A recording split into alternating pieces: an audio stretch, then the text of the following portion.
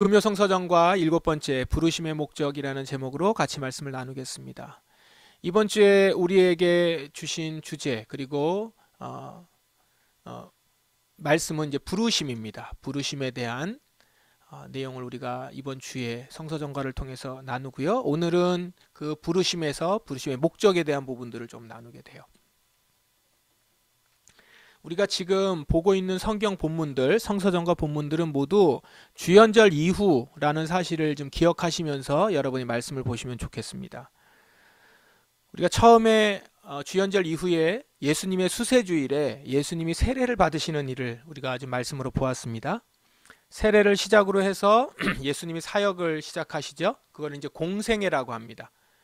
공적인 사역을 시작하신 공생애 이렇게 사역을 합니다. 얘기를 하죠.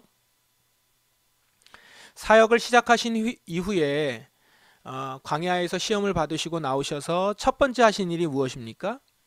제자를 부르시는 일이었습니다. 그러니까 주님이 부르신다라는 것이죠.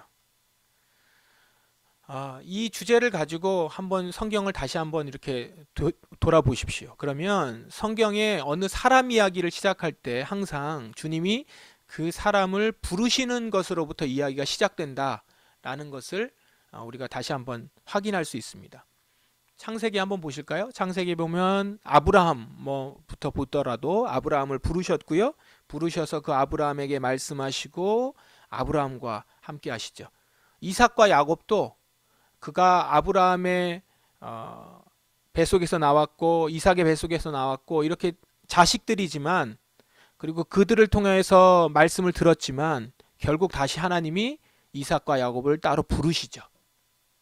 요셉도 마찬가지입니다. 요셉도 부르심을 듣고 부르심을 알게 되면서부터 그가 삶이 완전히 달라졌거든요. 모세는 더욱더 그렇죠. 모세를 주님이 부르셨어요. 그래서 그를 이스라엘의 지도자로 세우시고 이스라엘을 노예에 있는 이스라엘을 히브리 사람들을 해방시키셔서 새로운 이스라엘을 만드셨죠. 그렇게 당신의 택한 사람들을 부르신 다음에 세우셨어요. 그리고 그 부르신 사람에게 주님은 당신의 일을 맡기셨습니다. 그래서 우리가 택함 받았다, 하나님께서 우리에게 무슨 일을 맡기셨다라고 할 때는 제일 먼저 일어나는 게 뭐죠? 부르심인 거죠. 부르신다는 거예요. 그런데요, 여기서 우리가 부르심에 대해서 생각해 볼 때, 부르실 때 부르신다는 부분에 있어서는 모두에게 공통적이에요. 하나님의 사람들에게 있어서. 그런데 각각 그 부르심의 목적이 다르다는 겁니다. 모두 달라요. 부르심의 목적이. 일단 사람마다 처한 상황이 다르고요. 가진 능력도 다르고요. 그들에게 그래서 말씀하시는 일도 천차만별입니다. 모두가 다 하나님이 부르셨다라고 말할 수 있지만 모두가 다 달라요. 각자가 어디에 어떻게 부르셨는지 다 똑같지 않다라는 겁니다. 부르셨지만 그 각자가 그 부르심이 다 다르다는 것. 이 부분을 생각하시면서 성경을 한번 보십시오. 성경의 인물들 모두 다 하나님이 부르셨어요. 부르셨지만 그 처한 상황에서 그 사람의 살아온 환경, 배경, 능력, 직업 그리고 그 시대에 요청되는 일, 이 가운데서 하나님이 각각을 다 다르게 부르셨다라는 거죠. 그리고 하는 방법이라든가 쓰시는 방법들도 다 달랐다는 겁니다. 오늘 본문도 그 부르심을 잘 보여줍니다. 먼저 사무엘상을 우리가 성서전가에서 보았을 텐데 사무엘상 본문은요, 사울이 왕으로 세움받게 되는 거죠. 누구를 통해서? 사무엘을 통해서. 사무엘을 통해서 사울이 왕으로 세움받는데 거기에서 사무엘이 사울을 만나서 이야기하는 장면, 그 장면으로 이제 시작을 하죠. 우리가 사울 왕 하면 다윗 왕과 비교해서 부정적인 면들을 많이 보지만 사울 왕도 처음에는 하나님이 세우신 자예요. 하나님이 부르신 자입니다. 그것을 기억하면서 말씀을 볼 필요가 있죠. 사무엘은 기름병을 가져다가 사울의 머리에 기름을 부었습니다. 사무엘은 사울에게 입을 맞추고 이렇게 말했습니다. 여호와께서 당신을 자기 백성 이스라엘의 지도자로 세우셨소. 당신은 여호와의 백성을 다스리게 될 것이요. 당신은 여호와의 백성을 이웃나라 적들로부터 구해내야 할 것이요.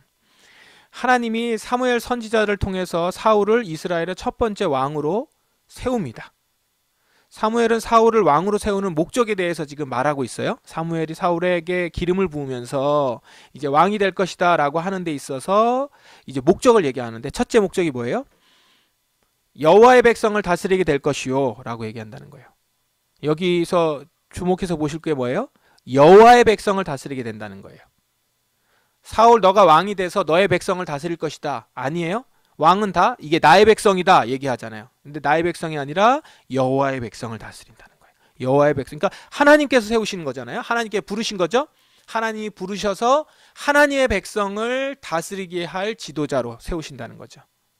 사울의 백성이 아니라 여호와의 백성을 다스린다. 즉 맡아서 다스린다는 겁니다. 그렇게 부르셨고요. 둘째, 여호와의 백성을, 여기도 또 여호와의 백성이야. 여호와의 백성을 이웃나라 적들로부터 구해내는 거예요. 즉 외세로부터 구하는 일을 하기 위해서 부르셨다는 겁니다. 당시에는 이스라엘에 왕이 없었어요. 사사들만 있었는데, 그래서 각각 그 12지파 부족별로 잘 살아가고 있었는데, 그들이 사실 본인들이 잘못했지만 어쨌든 그 가운데서 외부에 있었던 민족들이라든가 나라들에게 많이 침범을 받고 고통을 받고 포로로 잡혀가기도 한단 말이에요. 그런 그들에게 있어서 당신의 백성들을 구하기 위해서 사울을 세웠다라는 겁니다. 이것을 위해서 부르셨다라는 거예요. 그것을 먼저 얘기하면서 사울을 세우죠.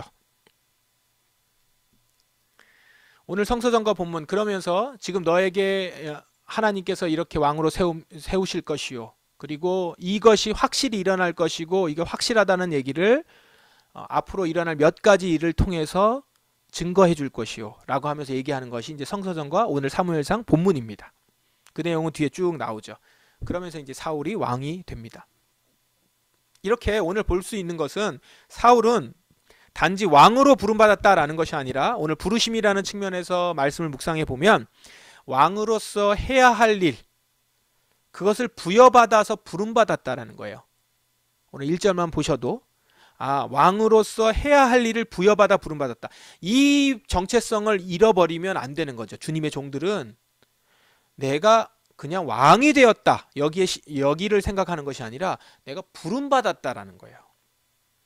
그리고 난 왕이 돼서 내 백성을 내가 다스린다가 아니라 여호와의 백성, 부르신 분의 백성을 내가 섬긴다라는 측면이 여기 들어가 있는 거죠. 이 부르심이 굉장히 중요해요. 내가 부름받았다라고 하는 것을 인식하는 것. 근데 사울은 이걸 놓치죠. 사울은 이걸 놓쳐요. 내가 부름받았다라고 하는 인식을 놓쳐요. 그래서 그는 그 자리에서 물러나게 되고 다윗이 세워지죠. 다윗은 이걸 놓치지 않아요. 내가 주님의 백성을 섬기는 자입니다. 그래서 항상 그의 기도에는 뭐가 들어가죠? 주의 종. 저는 주님의 종입니다. 왕인데도 주님의 종입니다. 이런단 말이에요. 그렇게 부름받아서 세움받았다. 자, 신약 본문으로 가십시다. 신약 본문에는 갈라디아서인데 사도 바울 이야기가 나오죠.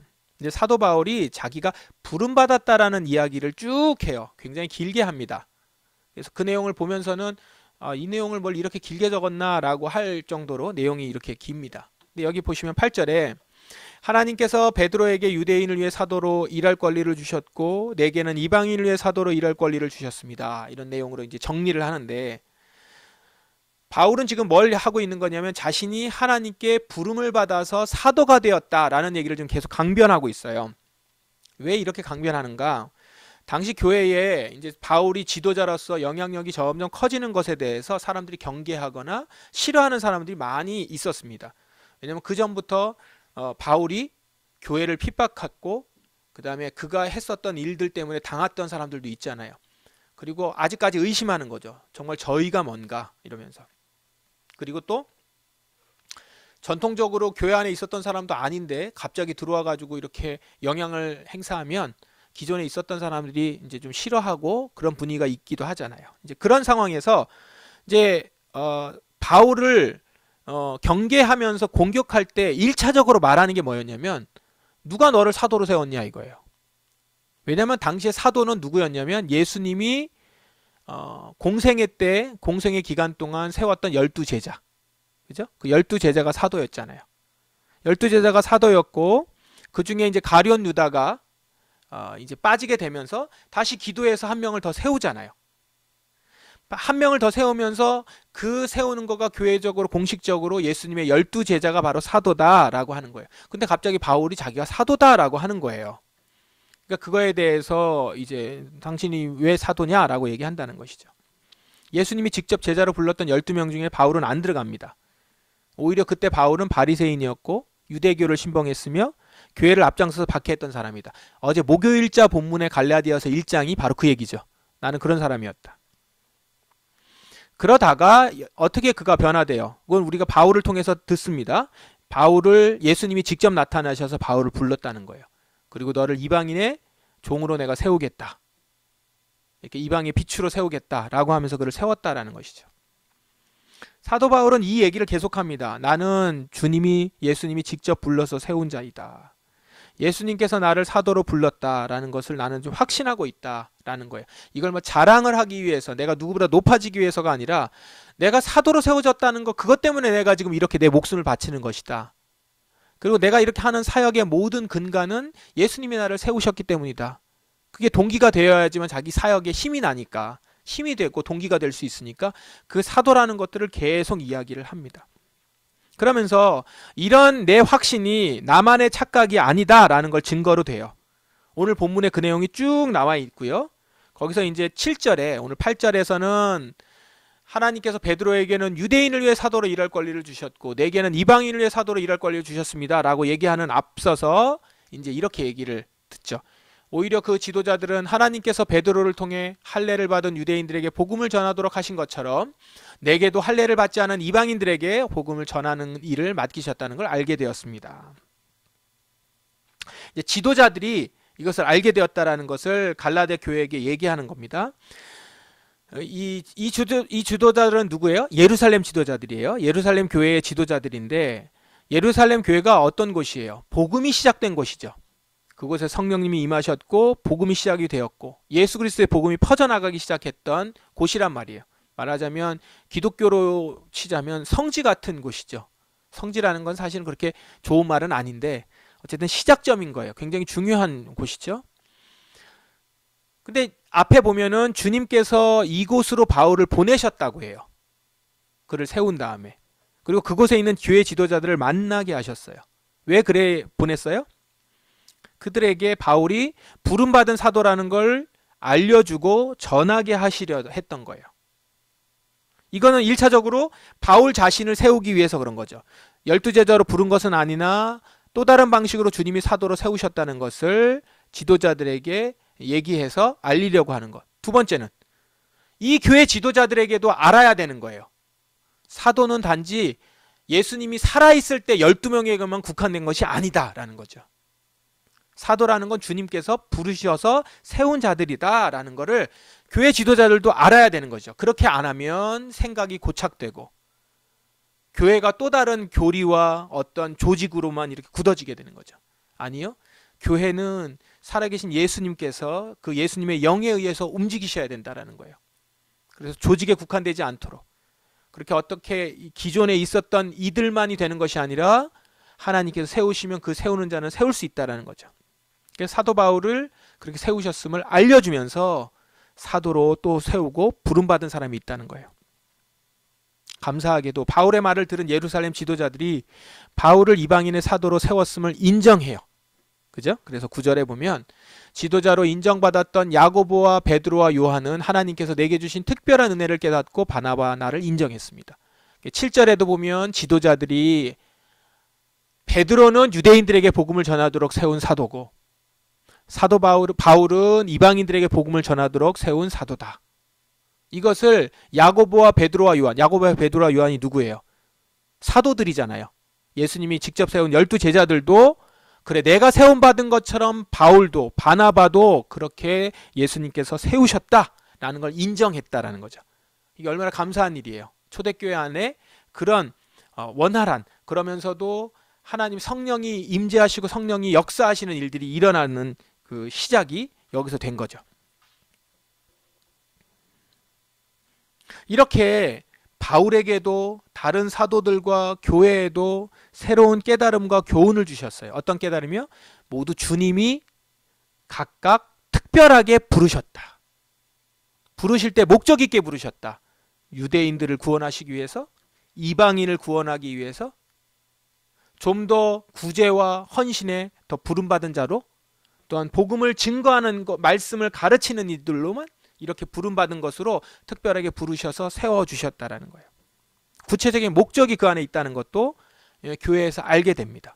그래서 그전에는 유대인들에게만 복음을 전해야지 했었던 사람들이 사도 바울을 통해서 이방인들에게 복음을 증거하도록 하셨구나. 그리고 그를 위해서 사도를 또 세우셨구나 라는 걸 깨닫게 되면서 교회가 생각이 확 넓어지게 되죠. 그러면서 복음이 전해지기 시작합니다. 이렇게 보면서요, 여러분, 신약 성경을 보실 때 여러분들이 그냥 지나치는 경우가 참 많은데, 신약 성경의 곳곳에 보면요, 여러분들 한번 나중에 성경을 읽으시면서 찾아보세요. 12사도 외에도 사도라고 표현되어 있는 사람들이 많이 있습니다. 그러니까 우리는 사도하면 12사도만 딱 있고 그 다음에 바울까지로 보는데, 성경에는 의외로 그 외에도 사도라고 표현하는 사람들이 종종 있어요. 있었다는 거죠. 그게 이름으로 드러나지 않았을 뿐이죠. 그러니까 마치 12제자만 사도다, 사도 바울까지만이다, 이걸 우리가 그렇게 딱 정할 수 없다는 거예요. 당시 초대교회에서는 그렇게 보지 않았다는 것이죠. 부름받은 자들이 있어요. 특별히 그 안에서 인정되는 자들, 성령님이 역사하시는 자들, 권위가 세워지는 자들이 있다는 거죠. 그들을 세우고 그들이 사도로서 쓰임받았고 교회를 곳곳에서 세워갔다는 겁니다. 각각 주님이 필요한 곳에 부르셔서 그 부름받은 자리에서 자신의 일을 하고 있었던 겁니다. 자, 오늘 여러분에게 이 사울과 이 구약 성경에서의 사울, 그리고 신약 성경에서의 사도 바울의 이야기를 지금 보게 하신 이유가 뭐예요? 사울이 이렇게 특별하게 왕으로 쓰임 받았구나, 바울이 이렇게 특별하게 부름 받았구나, 이거예요? 아니요. 우리가 이렇게 부름 받았다라는 거예요. 부름 받음의 모습을 지금 보여주고 있는 거죠. 이스라엘 백성을 위해서 사울을 부르셨듯이, 이방인에게 복음을 전하려고 바울을 부르셨듯이, 오늘 우리 각각도 어떤 일을 위해서, 구체적인 어떤 일을 위해 부르셨다라는 거죠. 우리가 이렇게 부름받은 자들이라는 겁니다. 부름받은 자들이에요. 특별히 부름받은 자들이라고요. 단지 죽음에서 구원받았다가 아니고요, 구원하셔서 부르셨어요. 부르신 자들이에요. 부르실 때 목적이 있죠. 그 목적에 맞게 우리를 불렀다는 겁니다. 하나님의 구원의 역사, 하나님의 선교를 이루어가는 데 있어서 필요한 한 사람 한 사람을, 한 명 한 명을 부르셨어요. 그리고 그 부르심은 획일적으로 동일한 모습이 아니라 모두 다 특별하게 한 명 한 명을 부르셨어요. 그 사람이 꼭 그곳에 필요함으로 그 일을 감당할 수 있도록 부르신다는 것이죠. 중요한 것은 그것이 무엇인가를 아는 것일 겁니다. 그러면 우리가 하나님 나라에 대해서 들을 때, 그래서 하나님 나라는 이런 곳이구나 라고 하는 정보를 받아들이는 것이 아니라, 그것에는 이 땅에서 그것이 어떻게 이루어지기를 원하는가, 하나님 나라가 어떻게 이루어지기를 원하는가, 이걸 생각하면서 우리가 연결해 보셔야 돼요. 그렇게 보다 보면 여기에 우리의 부르심을 발견하게 돼요. 우리는 그러면 이 하나님 나라에 무슨 일을 할 수 있을까? 하나님 나라에서 우리는 무슨 일을 위하여서 부름받았는가? 우리는 하나님 나라에 어떻게 부름받은 사람들일까? 그냥 단지 하나님 나라가 아니라 나를 부르신, 어디에 부르셨는지, 무엇을 하도록 부르셨는지, 이것을 알아가는 과정이, 하나님 나라를 우리가 같이 생각할 때, 말씀을 들을 때 그걸 알아가는 과정이 필요하다라는 것이죠. 그럼 나는 무엇을 위해 쓰임 받으려고 이곳에 왔는가, 이곳에 있는가, 어떻게 부름받았는가. 이번 우리 올해의 말씀을 지금 계속 줌 신방을 통해서 나누고 있어요. 그래서 2주 동안 계속 저도 성도들 여러분들 만나고, 여러분도 저를 만나서 이야기를 좀 나눴고 이제 나눌 것이고 그렇습니다. 이렇게 저렇게 말씀을 보고 있죠. 올해 말씀을, 그게 어떻습니까? 말씀을 듣고 또 그 말씀이 이런 것 같습니다. 올해 말씀 여러분 계속 묵상하실 때 똑같은 방법으로 하시지 마시고, 오늘 묵상의 근거에서, 오늘 말씀의 근거에서 한번 묵상해 보십시오. 하나님이 나를 어디로 부르셨는가? 올해의 말씀을 통해서도 여러분 발견하실 수 있을지 모르겠어요. 올해 내게 주신 말씀을 통해서 나를 구체적으로 어디에 부르시고 무엇을 하도록 부르셨는가, 그것을 생각하면서 말씀을 묵상해 보시면 좀 더 이 올해의 말씀을 통해서 내게 구체적으로 하시고자 하는 것을, 뜻을 발견할 수도 있을 것입니다. 여러분들에게 오늘 말씀을 통해서 부름받은 자리를 깨닫게 해주시기를, 그리고 올해의 말씀을 통해서 내가 부름받은 자리가 있음을 깨닫게 해주시기를 간절히 바랍니다. 하나뿐인 인생이에요.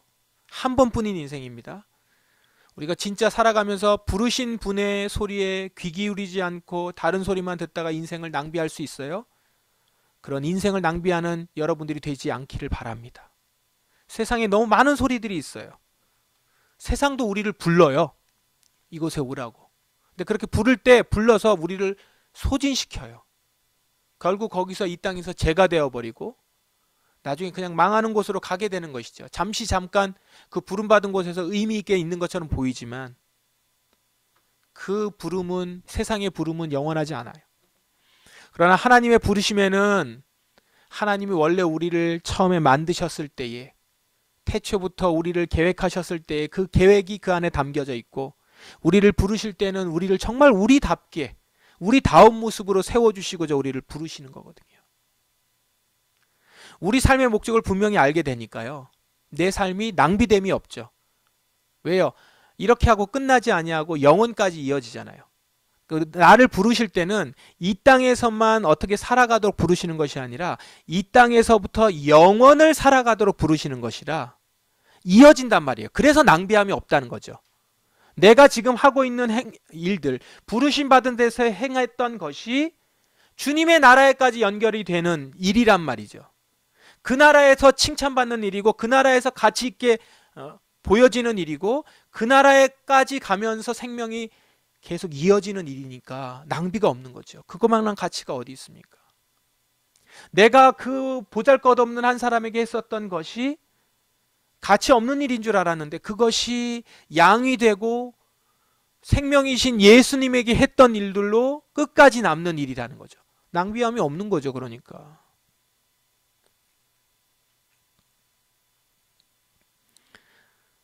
삶의 목적을 분명히 알고 살아갈 수 있게 하기 때문에 낭비하지 않는 삶이 되게 하시는 것이 주님의 부르심의 자리입니다. 게다가 우리 지난주에도 말씀을 나눴지만 성령의 세례, 뜨겁게 우리를 타오르게 해주시는데 그냥 끝나버리는, 소진하는 불이 아니라 계속 타오르게 하는 불. 막 뜨겁게 막 불타오르는 그런 열정이 아닐 수도 있어요. 그러나 꺼지지 않는 불로 계속 가는 것이죠.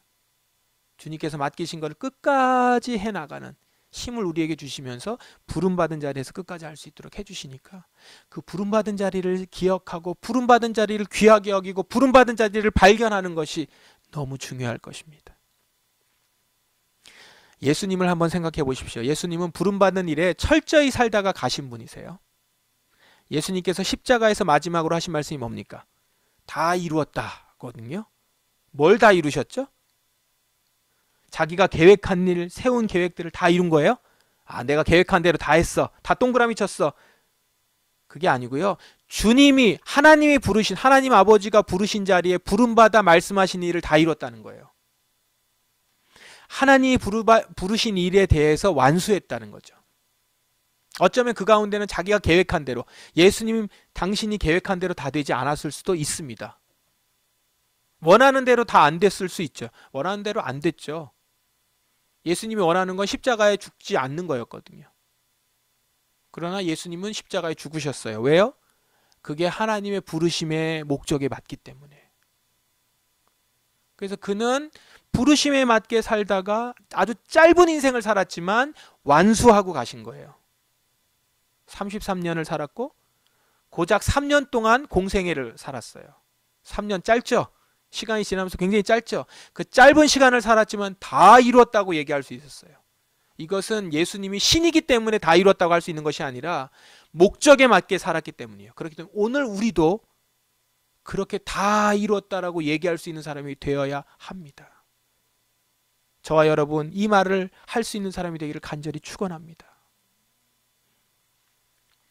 주님이 여러분을 어느 자리로 부르셨습니까? 그 부름받은 자리가 있다는 것을 혹시 인지하지 못한 분들이 있으세요? 지금? 그렇다면 이제 주님이 부르셨음에 그 부르심에 귀 기울이는 여러분 되시길 바랍니다. 주님이 부르셨어요. 여러분 한 사람 한 사람을 부르셨어요. 나를 주님이 부르셨음을 기억하십시오. 먼저 기억하세요. 그러면 구체적으로 그 가운데 그럼 주님 내게 무엇을 원하십니까? 이렇게 묻게 되죠. 사도 바울이 주님이 사도 바울을 불렀을 때 사도 바울이 뭐라고 해요? 주님 제가 무엇을 합니까? 왜 저를 이렇게 부르십니까? 나오지 않겠어요? 나오는 거예요. 그 말이요. 구체적인 목적을 묻게 돼요. 그럼 자연스럽게 주님의 뜻을 구하는 게 되잖아요. 그러니까 여러분 주님이 부르셨음을 인정하십시오. 그것을 여러분 인식하세요. 그러면 주님 저를 왜 이 자리에 부르셨습니까? 저를 부르신 목적이 뭐예요?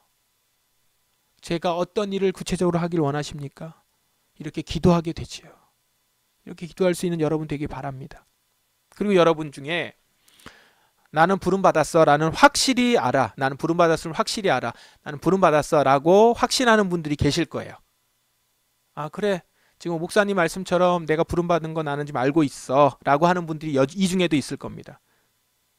근데 그런 분들 중에서 아 주님의 뜻이 있는 것 같아. 그래서 나는 이 일도 하고 저 일도 하고 이 일 저 일 계획하는 분들이 있을 거예요.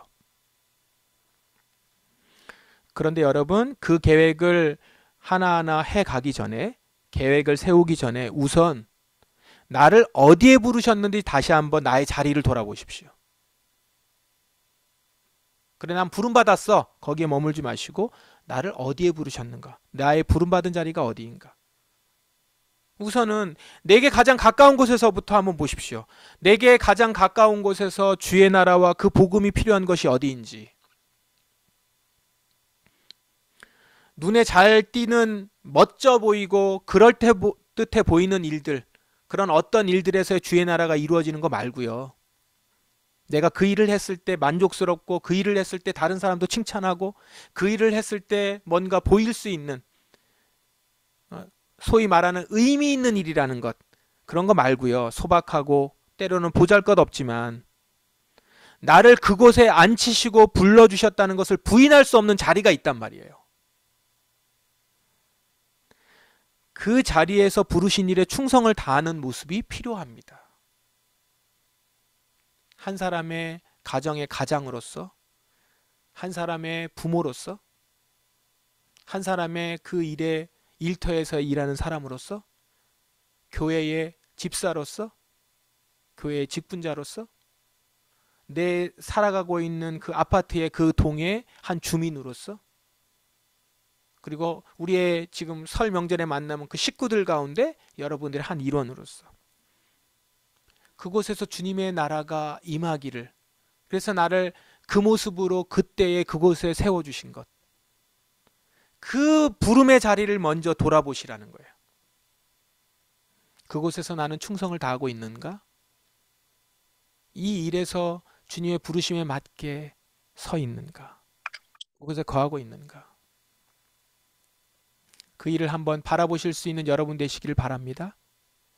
그렇게 여러분 부름받은 자라는 것, 그리고 부르심받은 자리에서 구체적으로 주님께서 우리 한 사람 한 사람에게 원하시는 일이 있다는 걸 기억하시면서 지금 올해 이제 한 달이 채 되지 않은, 그러면서 올해의 말씀도 같이 묵상하면서 한 해를 준비하고 계획하고 생각하시는 여러분들, 주님이 나를 부르신 자리가 어디인지를 생각하는 이 시간들이 되길 바라고요. 그것을 통해서 영원으로까지 가는 낭비함이 없는 올 한 해 인생이 되는 그런 행동들, 행보, 그런 걸음들, 삶이 되기를 주님의 이름으로 축원합니다.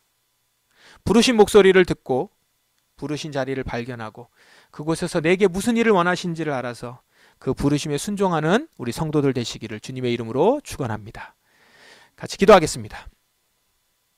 말씀을 기억하시면서 주님 오늘 이 말씀처럼 내가 부르심 받은 그 자리에서 부르셨음을 알게 하시고 내가 부름받은 자임을 기억하며 당신께서 맡겨주신 일들을 보게 하여 주옵소서. 그 앞에서 성실하게 또한 가치 있는 일들을 위하여 정말로 낭비함이 없이 주님과 동행하며 주님의 일들의 그 고귀함을 볼 수 있는 내가 되길 원합니다.